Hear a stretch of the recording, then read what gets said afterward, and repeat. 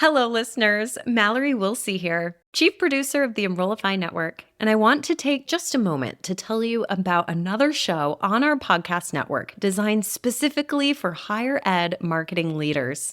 Confessions of a Higher Ed CMO, hosted by Jamie Hunt, Chief Marketing Officer at Old Dominion University, has become an industry favorite. The show is sort of like a conference in a podcast, offering a blend of professional wisdom, innovative ideas, and personal anecdotes.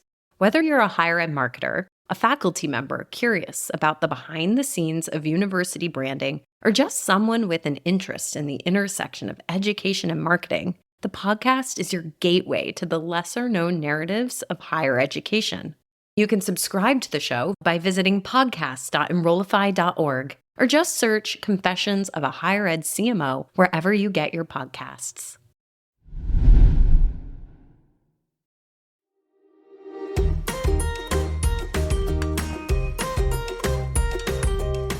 Welcome to Confessions of a Higher Ed Social Media Manager, a podcast that addresses the do's, don'ts, and dynamics of the digital ecosystem specific to higher education.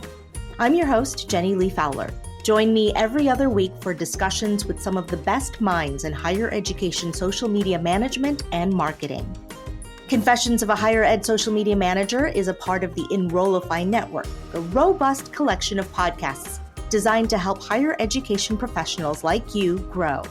Explore our other shows at enrollify.org or check out some of my personal favorites linked in the show notes below. Enrollify is made possible by Element 451, the leading AI-powered all-in-one student engagement platform helping institutions create meaningful, personalized, and engaging interactions with students. Learn more at element451.com.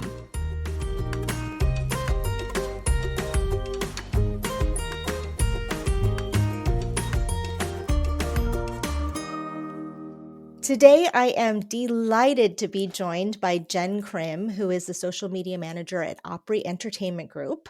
Jen, thank you so much for making time for us. I'm so excited to be here.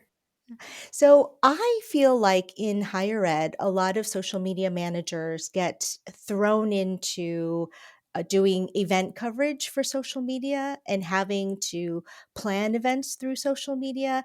And we don't usually have a background in that, or it's not something that we've been trained to do.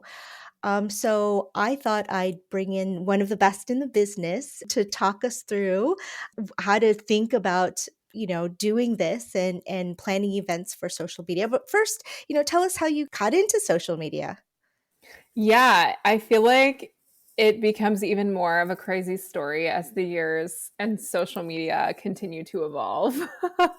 So I started working in social media when I was like 14, when I was in high school. I had a friend that was a singer songwriter in New York City, and her management team at the time put together this street team of girls around her age and had us all really pushing. And like, this was back in the MySpace days. Like, there was no Facebook, there was no Twitter, none of that. And we started very organically from that, just kind of helping build her career. And it was so much fun. And I met one of my best friends, like still to this day, through doing that. Love it. And then when I was in college, I had started as a film major, spent a little time in the film industry and like on TV sets and things, realized that that was not really what I wanted to do, and went back to the drawing board and remembered how much I enjoyed doing that. And I had taken a graphic design class in high school. And so I just was like, I think I'm going to move to graphic design and also like think about social media, because at that time it was starting to really ramp up. There were starting to be opportunities. So I had gotten an internship when I was in college and then did a lot more internships after that and ended up just doing social. I got hired after college by the company that I did an internship with. And then I moved to Nashville shortly after that. And here we are. So that's kind of how I got started. And it's funny because now I kind of landed full circle back doing social media in the music industry. So it has been quite the ride, but that's how it started. That's a great story. 14 years old. Man, you're a pioneer in the business and you're like barely 22, right? So how do you even plan to cover a live event? Like what does a plan for a live event even look like? I was thinking back to I grew up in like the Baltimore, Maryland area, and I had signed up to do live social media coverage like as a volunteer for this big event called Biz Bash. I don't even know how many years ago this was. It was a long time ago. And I remember walking in, and the social media manager at the time had this large, like, Excel spreadsheet, had all of the things planned out, and really sat down with me and was like, these are all like the nuggets of wisdom that I think they're going to share, the speakers are going to share, and really had this very like well thought out plan. And honestly, to this day, that is how I plan out my live event coverage. I literally throw everything in an Excel doc, section out what I think people are going to say, what's going to be shareable to social media. I have like a run of show. And something I always recommend to people is like get as much information as possible, even if you don't think at the time it's going to be relevant, because you never know going into it. Like, you want to have as much as you can and be prepared up front versus trying to like scramble and find information afterwards. So that's how I lay all of my event coverage out, is I literally make a big Excel doc like a crazy person, throw everything in there, and just kind of plan out where I think the holes are going to be and where we can fill with social content. And that's how I start. I wouldn't say that that's crazy. I think that's incredibly meticulous. So when you say everything is in there, and you've said, I know what they're going to say in advance. So you have copies of speeches or intros, clearly. I mean, so when you say everything, what does everything mean? Yeah, it means kind of the run of the show of the event. So I section out the time that everything should be happening, and then who is involved, like who is up on a stage, or who is in, this event that you're doing, who is involved there. Roughly, I'll know exactly kind of what's going to happen. Let's say someone's getting an award or something. I know that they're going to be presenting this person with an award on stage. I'll kind of section out what I want to capture, whether that's a video of the moment, whether that's a photo of the moment, whether that's both. And then I'll have like my copy ready to go. And maybe that's not the exact copy that I'm going to use, but I'll at least have some thought starters so that you're covered and you're not having to try to think of things on the spot. You're able to really drag and drop based on the pre-work that you've already done. So really it's just timing, who's involved, what's happening, what am I capturing, and what's kind of my thought starter for what I'm sharing. Okay. Wow. That's super smart. Okay. So you have your plan and you go into the event. It's about to start. Where's your headspace, or what should we be prepared for? I'm usually like expecting the unexpected sometimes. And I think some people take that with like a negative connotation of, you're anticipating things are going to go wrong. But I think the reality is, you're kind of at the mercy of a moment unfolding. And even if you have a plan, even if there is a structure to the event, there always could be something different going on, or at the last minute, things could change. And I have been in that space before where you're covering an event and something at the last minute changes and you're not prepared. And then I feel like that creates stress and you're trying to figure it out in the moment. And it's just like not a great time.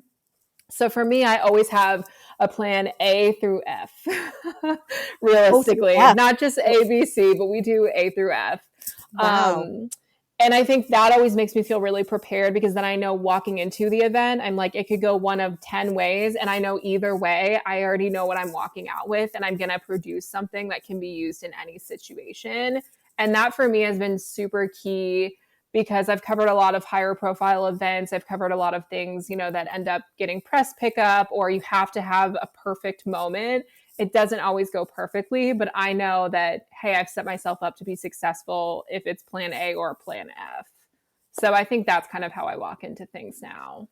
So A, B, C, D, E, F. That's 6 iterations. So you're doing this from experience. So there's a reason why you have 6 iterations of plans. Yeah, and roughly for me, like I used to write everything out, and I can give you an example where one time one of my specialists who I work with, we were capturing something with a really high profile artist. And this artist traditionally wanted to have, a paper written out with kind of everything that they would need to say at the event and what would be happening. But we noticed over time that they sometimes would change. Like sometimes they would want to ad lib it. Sometimes they would want a paper. Sometimes they would want, someone to walk them through it. And so I remember we were walking into this specific event and I was walking through with my specialist, like, we have got to be prepared for this to go one of 6 ways. And I want us to be set up for success no matter which way this person prefers us doing this. And so that's why I've created so many different iterations in my head over time, because at the last second, you might be covering an event that someone's getting an award at. Maybe they're running over time and you have to be somewhere else capturing some other piece of the event. Maybe they're running ahead of time and that, messes up your time schedule. Maybe you go out there and somebody's mic is muffled and you can't hear what they're saying and you're supposed to get a video. How are you going to solve for that? So it's just being able to anticipate all the different ways that things can go so that you're producing what you need to produce at the end of the day, no matter how the situation goes. So how do you translate a live experience to social media? Like, what are the things that you select to be posted on social? I think for me, I always think about telling the story. And, for someone for coming into a live event, there's different components to that, right? You're walking through the door, you're seeing the environment for the first time, you're going to your seat, you're being introduced to speakers, anything like that is kind of how I build out my framework for what I'm sharing on social. So I always like to set the scene with something that really kind of gives the overall vibe of the experience or the event. And then I like to have some introductory content as well, as far as if someone's getting an award or being introduced. I would hate to have somebody be following us on social media and just kind of pop onto our stories and not know what's going on. So I always like to give context to the viewer with that of, making sure that there's context of who these people are, why you should care about them. And then I also think something that I also learned at that Biz Bash conference was really finding the nuggets of wisdom. And I think something that's been helpful for me is knowing when people are naturally speaking. When they're saying a thought, it's, they're starting and then they're kind of taking a pause and going into their next thought. That's a natural stop and start. And that's kind of how I break things up as well, as far as determining how much to share, because I think sometimes people get really wordy and you're like, all right, we have, 30 to 1 minute. Just being able to set the scene, convey what's going on, and give enough context for someone to really care about that if they're not at the event, or what's something, super memorable that somebody said, or what was really special that happened. I think being able to capture those things works really well to translate on social. So that makes a lot of sense. There's an opening scene setter, so there's a beginning, middle, and an end, but each post individually, there's enough context there that you know what's going on without. Yes. So what are you working with? Are you deciding what is an image and what's a video, and what will just be an image and a caption, and what will be a reel or a you know if you make a GIF? Are you doing all of these things? Are these things already laid out in your spreadsheet, or how are you determining these? Yes. And I think, again, there's an element that you can't plan for of, there might be moments that happen that are more special than you thought they would be, or there might just be an off the cuff moment that you're like, that is such great content and I want to share that. And we can get into too, how you can give that content more legs after the event is over. But yes, I think as video has become more and more prevalent on social, we've transitioned to sharing more video, especially because it's more shareable. People are sharing more of the reels right now than standard just images. So we have shifted more to just sharing, mostly video, whether that's Instagram stories that gives you more of a deep dive, and then Instagram reels that really does capture those really special moments and is super shareable. That's what we've transitioned to for sure, outside of the, it was really popular to live tweet events and be sharing so much content, here and there when things are going on. And I think we're seeing more of that like short and sweet to the point content that's really more shareable. It sounds like a lot of content, and you are saying we. So I just want you to clarify, is this you with a cell phone running around from like Yes. eight? Okay, it's hard but doable with one person is what Yes. you're saying. Yes. It's definitely not easy, but it is doable. And I also think it's like a superpower skill to have, honestly, working in social media these days. This clarifies why a spreadsheet might be really necessary, because it's just you're plotting out your whole day. And I sometimes too, like I'll print my spreadsheet out and I'll be like walking around with my spreadsheet and I'll have a pen and I'll be checking off, like, cause I'm like super type A and I'm very needs organization. I am not above walking around with my like little printed out spreadsheet in my pocket, checking I off love what I'm doing. I love it. I love having a print, that whatever instruction in my hand when I'm there. So I'm totally with you on that. You talked about how to make the moment last or prolong the content. So what do you decide to share after the event is over?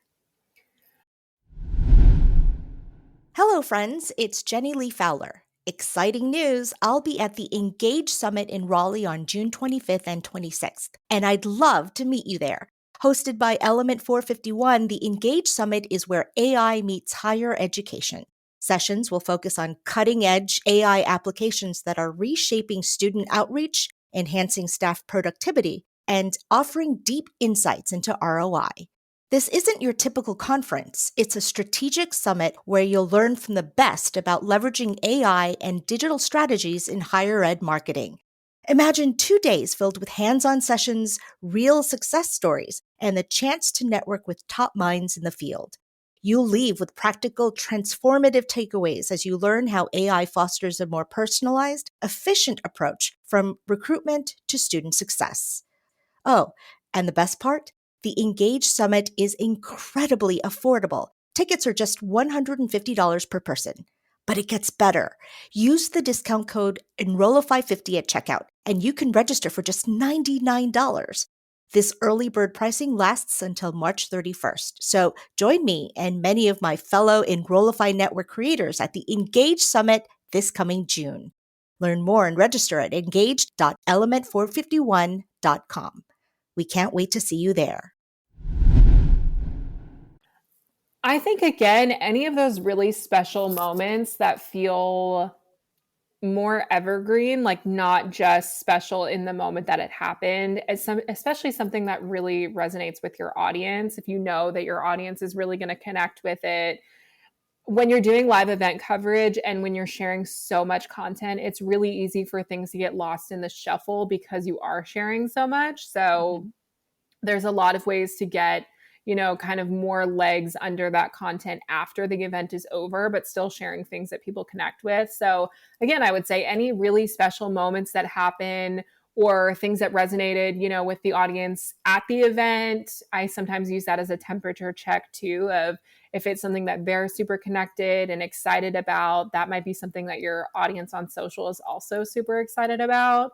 So I would say any of those really special moments, anything that you think really will connect with your audience and resonate, sharing that, after the event is over, whether it's that night, whether it's the next morning, whether it's, within that 24 to 48 hour period, I think definitely helps you get some more legs on that.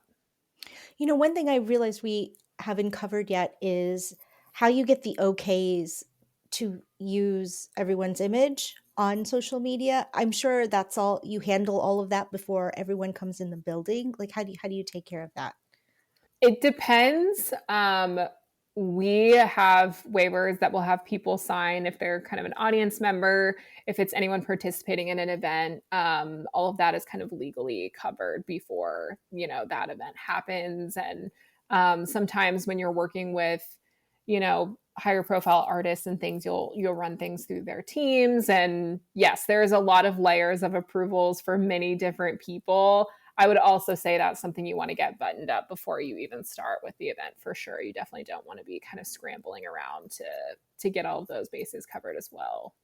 Well, you said audience members. I mean, the audiences are large, aren't they? I mean, is there an understanding or do you have signs up that say if you enter this building, you may Yes. If you're okay. filming, typically you'll have a sign up that notes that there will be filming. And when you are part of the audience, you are basically giving your sign off. If you're getting content like on a phone at an event and you're just kind of filming there, I just because I like to be super buttoned up, will have people sign a waiver just saying they allow us to use them, in this. But yeah, if you're having an event, having signs up, typically, I'm not a legal expert, but typically that does suffice just to let people know that they will be filmed as part of this. So you've said several times, and I totally appreciate this too, that you've called yourself super buttoned up, but you can do this without doing a spreadsheet. Like maybe some people prefer other forms of planning, but it's the basis of your spreadsheet is that you know what's happening, right? That's the principle. Like sort of the run of show, and the order everything is planned going into that day. That's sort of the key to that, correct? Yes, basically having a plan and finding a way that works for you to have that plan, whether it is a spreadsheet, whether it's a Google Doc, whether it's, a piece of paper that you've written something down on, whether it's the notes app on your phone. I think there are a lot of different ways for sure to make a plan, and finding the way that works best for you, especially in an event situation where you are doing a lot of coverage, is super, super helpful, just to know kind of what is going to work best for you. But yes, you do not have to be super type A spreadsheet about it. You can be Whatever works for successful. you. No, that's yes. And another question that came to mind was, are you juggling phones? Like, are you on one phone going back and forth from app to app, or do you have multiple phones, and are you doing multiple things? Are you on a laptop? Like, how are you logistically posting all of this real time? So it definitely depends on what the event is, as far as what, level of support that would require from my technology. I typically have one phone that I'm capturing everything on and then posting through. Sometimes I will have my laptop as well. And sometimes I will go out and capture content and then come back and upload it at my laptop. It again kind of depends on what the event is, how timely the content needs to be, kind of what those pieces are. But I will kind of juggle between my phone and my laptop. Yeah, I've been in those moments where my head is just always down. Your head down, don't talk to me mode. Is that sort of, would you describe that as that? We had an event a couple of years ago that I kind of like joke where I'm like, I was definitely there and I did all the content, but I have no memory of what was going on because I was so in the weeds on it and I was so focused and I was like, no one talk to me. I'm just going to be here, do my thing. And yeah, that's definitely happened to me for sure. Yeah, I appreciate that. It takes some serious focus on the part of the individual covering the event. So Jen, how do you take what you do and then show that you've provided value, right? For the overall event, for the event coverage. Like, how do you show or report your return on investment of your efforts? Yes, I think my team would tell you that I'm like notoriously a recap deck kind of girl. I literally we make recap decks for everything, and not just to report on ROI, which is important, but also historically for our social team to know here's how we approach this event. Here's what we did last year. Here's what we did the last 5 years. Like just being able to have that institutional knowledge when you are doing so much event coverage, or if something new is coming, and just to be able to have that at your fingertips, in my opinion, is just priceless. And that's something that I have really in my career been such a stickler for. Like we do a recap deck for everything. We have all of that institutional knowledge for our current team, our future team, anyone else that we work with, because it is so important. I love that idea. So it's not a presentation, right? Are you making slides and creating a PDF, or what? How are you doing this? Yeah, it is a presentation just because Oh, I'm like the most type A person and no, like I I love like it. for it to, be all buttoned up. You could totally do like a Word doc of just an overview of what you've done, but I'm also super visual, so I really like to just have the visuals for it as well. Back to your original question though of showing the ROI, I do like to share a little like recap summary with leadership or with our direct kind of leaders with what went into it and then the results that we've seen from it. And I think being as timely as possible with that is super important, just to show while it's top of mind for everyone. Here's what our team did. Here's the value that we provided. That has always, been really important to me. And that's definitely something that we do very frequently.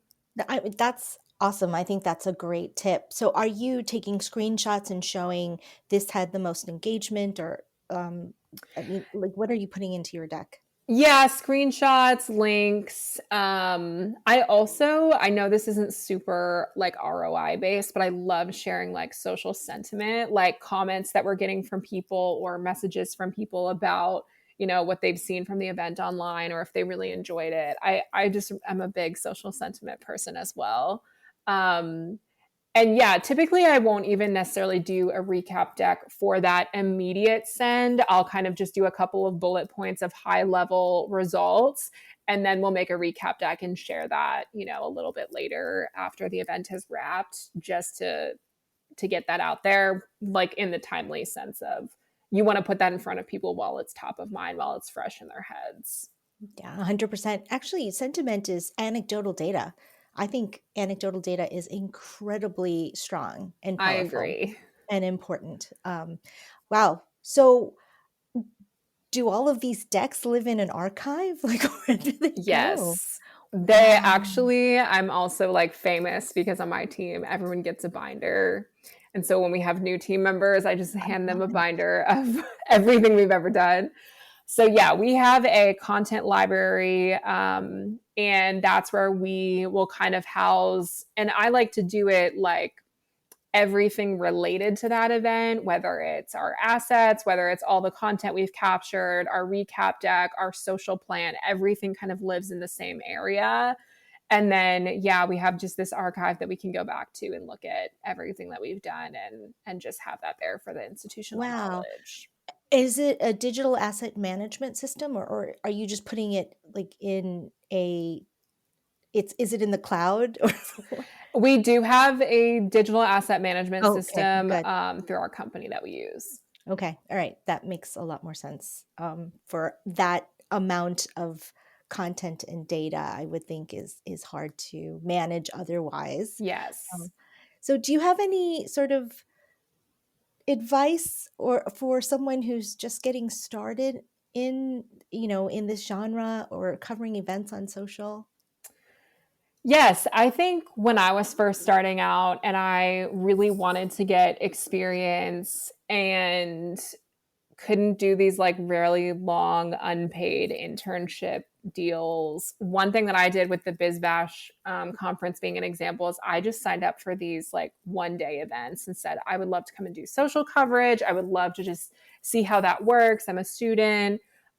Being able to get any exposure that you can to that is super helpful. And I think that's really what built the foundation for me being able to handle these larger, higher profile type events that I've done in the last several years.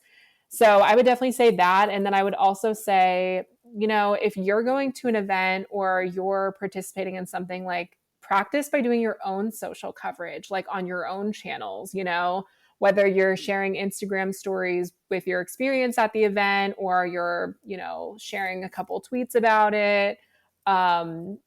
Anything like that, or you're making a reel, anything like that, I think just to get the practice with creating the content is half of it. And then being able to do it for a company obviously will come with time, but being able to find those experiences and being able to give yourself that experience is super helpful. And I think was super key for me starting out for sure. Those are great ideas. It's great advice. Okay, Jen, as we leave, what is your confession? Okay, I think I had to think very hard on this, and then I landed on a very simple one. So I was raised on an island in the middle of the Chesapeake Bay, and I now live in Nashville, Tennessee. And my dream growing up was that I would have a coastal beach house. And so you cannot see it, but behind me, sitting on my couch, are all of my oyster pictures from an artist in my hometown. And so my confession is that I have a coastal beach house in the middle of landlocked Nashville, Tennessee. What's the best way to find you? What is your preferred social media platform where you can be reached? I would say LinkedIn. I don't know. I'm very into LinkedIn here in 2024. I have been trying to post more on LinkedIn, but that's definitely the easiest way to get a hold of me. That's probably the thing that I check the most often. I'm mostly a brand social girly. I am not on my personal social accounts as often or very often. So I would say LinkedIn is the best place to find me. And you can just search Jen Krim. Jen, thank you so much for your wisdom, your insights. I know I learned a lot. Thank you so much. Thank you for having me. This was awesome. Confessions of a Higher Ed Social Media Manager is part of the Enrollify podcast network. If you like this podcast, chances are you'll like other Enrollify shows too. Our podcast network is growing by the month, and we've got a plethora of marketing, enrollment, and higher ed technology shows that are jam-packed with stories, ideas, and frameworks, all designed to empower you to be a better higher ed professional. Our shows help higher ed marketers and admissions professionals find their next big idea and feature a selection of the industry's best as your hosts. Learn from Jamie Hunt, Allison Tercio, Mallory Wilsey, and so many others of your favorite leaders in higher ed. Enrollify is made possible by Element 451, the leading AI-powered all-in-one student engagement platform, helping institutions create meaningful, personalized, and engaging interactions with students. Learn more at element451.com.